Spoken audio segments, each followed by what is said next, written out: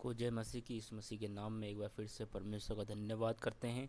परमेश्वर ने एक बार हमें अवसर दिया कि फिर से हम परमेश्वर के वचन से कुछ सीख सकते हैं। ये वचन चालू होने से पहले मैं आपको रिक्वेस्ट करता हूँ, मेरे चैनल को लाइक करें, सब्सक्राइब करें और अपने दोस्तों में शेयर करें, और जो वचन बोले जाते हैं उसको सुने और अपने जीवन में लागू करें। तो आज के हमारे वचन का विषय है, परंतु मैं तो अपने घराने समेत यहोवा की सेवा करता रहूँगा। ये यहोशू बोलता है कि तुम लोग परमेश्वर की आराधना करो या ना करो, लेकिन मैं और मेरा घराना नियत और निरंतर परमेश्वर की आराधना करते रहेंगे। जब मूसा मर जाता है तब यहोशू के ऊपर परमेश्वर जिम्मेदारी सौंपता है, लेकिन हम देखते हैं कि बार बार इजरायली लोग इस परमेश्वर से, यहोवा परमेश्वर से, एलोहिम से फिर जाते हैं और बार बार देवताओं की मूर्ति बना लेते हैं। उसी प्रकार परमेश्वर ने आदेश दिया यहोशू को, इनको बता दो, इनको बोल दो, या तो आप इधर आओ या तो उधर जाओ, या तो उस देवता की आराधना करो या तो इस जीवित परमेश्वर की आराधना करो। लेकिन यहोशू बोलता है तुम कुछ भी करो, लेकिन मैं और मेरा घराना परमेश्वर की महिमा, परमेश्वर की सेवा निरंतर करते रहेंगे, चाहे कुछ भी हो। तो उसके लिए हम वचन को देखेंगे। यहोशू 24 अध्याय उसका 15 आयत। यहोशू 24 अध्याय उसका 15 आयत। यहाँ पर लिखा है, और यदि यहोवा की सेवा करनी तुम्हें बुरी लगे तो आज चुन लो तुम किसकी सेवा करोगे, चाहे उन देवताओं की जिनकी सेवा तुम्हारे पुरखा महानद के उस पार करते थे, और चाहे अमोरियों के देवताओं की सेवा करो जिनके देश में तुम रहते हो, परंतु मैं तो अपने घराने समेत यहोवा की सेवा नियत करूँगा। यहाँ पर बोलता है तुम इधर जाओ या तो इधर आओ, लेकिन मैं परमेश्वर की सेवा नियत करता रहूँगा। नियत का मतलब है चाहे परिस्थिति कैसी भी क्यों ना हो, प्रॉब्लम कैसी भी क्यों ना हो, परमेश्वर की सेवा, परमेश्वर का कार्य मैं कभी बंद नहीं करूँगा। आज हम देखते हैं कि बहुत से लोग हैं जो मसीह के सताव आने से, वचन के प्रचार करने के बाद जो सताव आता है उसको सहन ना कर सके और प्रचार बंद कर दिया और घर पे बैठ गए। लेकिन यहाँ पर ये बोलता है कि मैं नियत परमेश्वर की सेवा करूँगा। सेवा करने का मतलब है जब आप परमेश्वर के साथ खड़े हैं तो आप पीछे नहीं हट सकते हैं। नियत का मतलब होता है हर समय, हर परिस्थिति में, हर प्रॉब्लम में परमेश्वर के साथ, परमेश्वर की सेवा के लिए खड़े रहना है। और बोलता है आज चुन लो कि तुम किसकी आराधना करोगे, किसकी सेवा करोगे। तो आज मुझे और आपको चुनना है कि मैं किस परमेश्वर की आराधना करना चाहते हैं, किसकी सेवा करना चाहते हैं, उनकी जो मूर्तियों से गढ़ी हुई है, या उनकी जो जीवित परमेश्वर है जिसने मुझे और आपको अपने स्वरूप में रचा है। लोग बोलते हैं कण कण में भगवान मिलता है। जिस भगवान ने कण कण बनाया है उसको कण कण में ढूंढोगे तो कण कण में नहीं मिलेगा। वो खुदा परमेश्वर के पास ही आपको आना पड़ेगा, तभी आपका परमेश्वर आपको मिलेगा।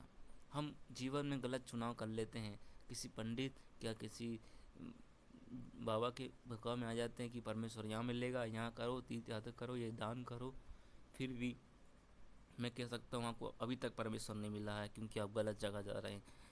आज चुन लो कि आप किसकी आराधना करोगे। आप उनकी आराधना करोगे जिसको आप खुद बनाते हो और खुद प्रार्थना करते हो, जो बोल नहीं सकता, जो चल नहीं फिर सकता, उस मूर्ति की आप आराधना करते हो। 2 मिनट घर में बैठकर सोचो कि मैं कैसे किस खुदा की आराधना कर रहा हूँ, जो ना तो बोलता है ना सुनता है। लोगों ने बोल दिया, किसी पंडित ने बोल दिया, उसको सुनकर हम चल रहे हैं। क्या आपने एक भी बार सच्चाई से ढूंढना चाहा परमेश्वर को? इधर उधर मत भटकिए, यीशु मसीह के पास आइए कि आज चुन लो कि आप किसकी सेवा करते हैं, आज किसकी सेवा करेंगे। या यीशु मसीह की, या उन जैसे के समान बन जाएंगे जो मूर्तियों की आराधना करते हैं। मैं आपका मन आपको ठेस पहुँचाने के लिए ये बात नहीं बोल रहा हूँ, परंतु मैं सच्चाई रख रहा हूँ मेरे भाइयों और बहनों, कि आप सच्चाई को जानो कि सच्चा खुदा कौन है और आप किधर जा रहे हो और किधर आना चाहिए। आपकी परेशानी वही है, आपने तीर्थ यात्रा कर ली लेकिन आपका रोग वहीं का वहीं है। क्या मतलब वो तीर्थ यात्रा करने का? इस खुदा के पास आओ। आपको कहीं दौड़ने भागने की ज़रूरत नहीं है। घुटने पर बैठो, प्रार्थना करो, आपकी बीमारी जाएगी, आपका रोग जाएगा। तो मैं आपसे कहता हूँ, आज आप चुन लें किस की आप सेवा करेंगे। तो यहाँ पर यीशु बोलता है कि मैं और मेरा घराना परमेश्वर की सेवा नियत करते रहेंगे।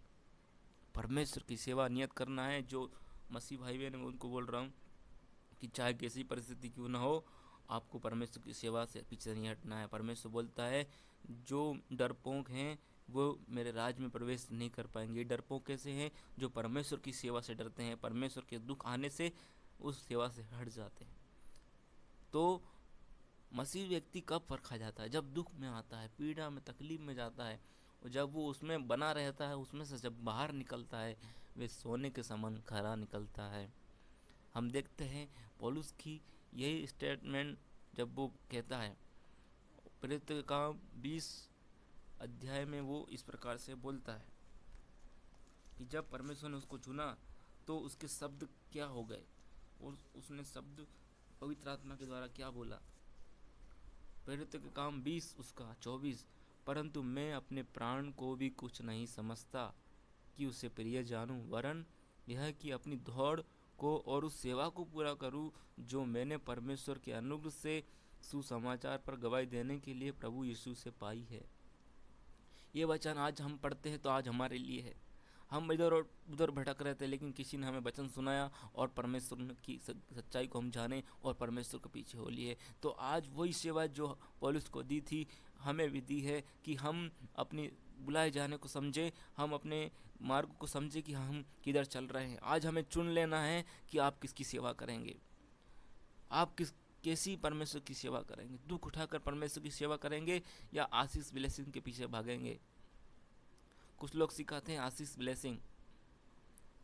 ब्लेसिंग के चक्कर में लोग नष्ट हो जाते हैं, लेकिन उनको सही रास्ता नहीं मिलता है। आशीष ब्लेसिंग से बढ़कर है, परमेश्वर वचन में लिखा है, जो अनदेखी वस्तु है हम उसको देखते हैं। चेले बोलते हैं कि हम अनदेखी वस्तुओं पर विश्वास करते हैं जो परमेश्वर अनंत काल के लिए हमें देने वाला है। तो आप थोड़ा समय के लिए दर्द उठाने के बाद आपको अगर कोई अच्छा जीवन मिल रहा है, अनंत काल का जीवन मिल रहा है, तो दुख उठाना अच्छा है।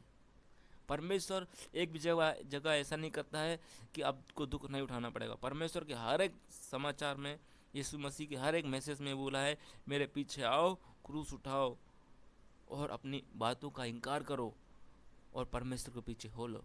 परमेश्वर ने ऐसा नहीं बोला कि मेरे पीछे आओ तुम्हें धन दौलत मिलेगा, एक भी जगह निकाल के बता दो मुझे, नहीं बोला है। परमेश्वर ने ये बोला था कि जो मेरे पीछे आना चाहता है वो अपने जीवन का त्याग करे, अपनी बुरी बातों का त्याग करे, हर एक बुरी आदत को छोड़े। क्या हमने वैसा किया है? हम मसीह में होकर भी शैतान वाले काम करते हैं, तो हमारा मसीह में जीना और मरना लाभ नहीं है, हानि हो जाएगा। इसलिए मैं कहता हूँ कि परमेश्वर का काम गंभीर और सही तरीके से करिए और लोगों को सिखाइए जो परमेश्वर चाहता है। अपने मन घड़न तरीके से मत सिखाइए, क्योंकि परमेश्वर मुझसे और आपसे लेखा लेगा कि मैंने आपने क्या सिखा दिया।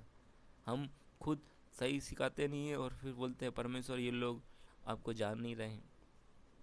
हम सही सिखाएंगे तो वचन सही तरीके से जाएगा और परमेश्वर के राज्य में काम करेगा और वे लोग परमेश्वर को जानने पाएंगे। तो आज मुझे और आपको चुनना है कि हम किसकी सेवा करेंगे। यहोशू के समान सेवा करेंगे या उन इजराइलियों अमोरियों के समान करेंगे जो परमेश्वर से, जब तक वो परमेश्वर उनके साथ रहता था, उनको सब कुछ देता था, तब तक वे परमेश्वर के साथ खड़े रहते। जैसे उनके जीवन में परेशानी तकलीफ आती थी, वे हट जाते थे और अपने लिए मूर्ति बनाते थे। और आज आपके पास मूर्ति नहीं, लेकिन आपने मूर्ति बना ली है। क्या? पैसा, बंगला, गाड़ी, आपको सब कुछ परमेश्वर ने दिया, लेकिन वो परमेश्वर की सेवा के लिए दिया गया था, लेकिन आप उसको अपने काम के लिए इस्तेमाल कर रहे हैं। पहले समय में गाड़ी नहीं होती थी, लेकिन लोग फिर भी सेवा करते थे, दुख उठाते थे। आज तो सब कुछ आसान हो गया, फिर भी लोग परमेश्वर के लिए नहीं उठते हैं। एक वचन और देखेंगे, उसके बाद हम समाप्त करेंगे कि परमेश्वर की सेवा कैसी करनी चाहिए। 2 तिमुथियुस 4 उसका 5 आयत को देखेंगे। दूसरा तीमुथियुस 4 उसका 5 आयत, यहाँ पर लिखा है, पर तू सब बातों में सावधान रह, दुख उठा, सुसमाचार का काम कर और अपनी सेवा का पूरा कर। सेवा को पूरा कर, कैसे करना है? दुख उठाकर परमेश्वर का काम कर और सावधान रह। यहाँ पर एक भी जगह नहीं लिखा है कि सुख विलास उठाकर परमेश्वर की सेवा करो। परमेश्वर की सेवा हम कैसे करें? दुख उठा के करें। तो यही यहोशू बोलना चाहता है, इजराइलियों को बोलना चाहता था, आज हमको बोलना चाहता है कि मैं नियत परमेश्वर की सेवा करूँगा, चाहे उसके लिए मुझे कितना भी तकलीफ परेशानी क्यों ना उठाना पड़े। बाइबल में जितने भी चेले हैं, जितने भी रिकॉर्ड करा गया बाइबल में, हर एक चेले ने दुख उठाया, तकलीफ उठाया, उसके बाद ये बाइबल हमारे पास आई। जिस बाइबल को हम आसानी से पढ़ते हैं, वो किसी ने खून पसीना करके हमारे लिए दिया है। वे हमारे लिए मर गए ताकि ये बाइबल हमारे तक पहुँचे। जब हमारे पास ये बाइबल है, आज हमारी उसको कीमत नहीं है, घरों में पड़ी रहती है, दीमक लगता है। लेकिन हम बाइबल कब निकालते हैं? Sunday good Friday. Sunday good Friday वाले हम रह गए हैं। बस परमेश्वर का सुसमाचार प्रचार करना हमने बंद कर दिया है। अगर बंद कर दिया है तो चालू करो और परमेश्वर की सेवा को पूरा करो। आज के इस मैसेज से मैं आपको उत्साहित करना चाहूँगा। परमेश्वर आपसे कुछ नहीं चाहता मेरे भाइयों। परमेश्वर आपको सब कुछ देना चाहता है, लेकिन परमेश्वर चाहता है कि आप उसके अनुसार काम करो। जो परमेश्वर की सेवा आपको सौंपी गई है उसको ईमानदारी से करो, तो परमेश्वर आपके लिए ईमानदार बनेगा। अगर आप परमेश्वर के लिए ईमानदार हैं, ईमानदारी से सेवा करेंगे यहोशू के समान, तो परमेश्वर आपके सामने, आपके साथ ईमानदारी से वो सारी बातें जो आपको चाहिए वो परमेश्वर देगा। आज के इस वचन से मैं उत्साहित करूँगा कि आप फिर से खड़े हो जाएं और परमेश्वर की सेवा करना चालू करें। ये वचन आप अपने दोस्तों में, अपने मित्रों में शेयर करें और आप भी खुद खड़े हों और दूसरों को वचन बांटना सिखाएं, चेले बनाएं, बपतिस्मा दें और परमेश्वर की सेवा को पूरा करें। जय मसीह की।